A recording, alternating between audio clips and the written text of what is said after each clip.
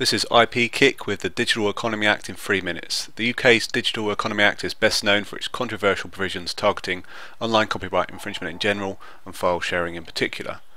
Copyright owners, mostly big film, TV and music producers, will detect infringements and pass on evidence of them to ISPs along with the IP address of the subscriber concerned. Only the 6 biggest IP ISPs will be involved at first, so that's Sky, Virgin Media, TalkTalk, O2, Everything Everywhere and BT. If you're a subscriber to another ISP, you will not initially be affected. The Act will work like this in 3 stages. The first stage, the notification stage. Those ISPs I just mentioned, they'll have to send infringement notices to their subscribers when they receive reports of infringements from copyright owners. The first notices are not timetabled to be sent until 2014. From then on, a subscriber might receive up to 3 notices.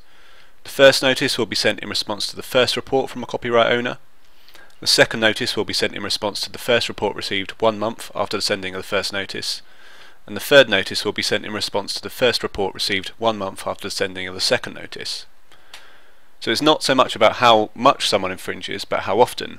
So it's possible that a subscriber who infringes 1,000 times in 1 week will only receive 1 notice, while someone who only infringes 3 times over 3 months could receive 3 notices. The second stage is the infringer list.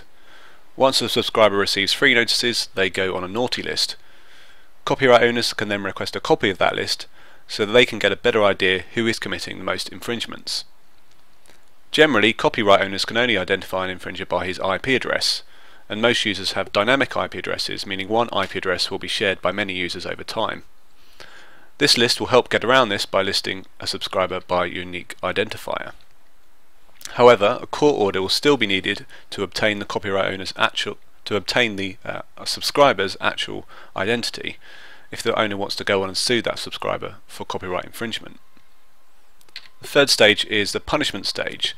Now, at present, unless a copyright owner goes through the above process and then sues the subscriber is not going to be at risk of facing any other punishment for his alleged actions.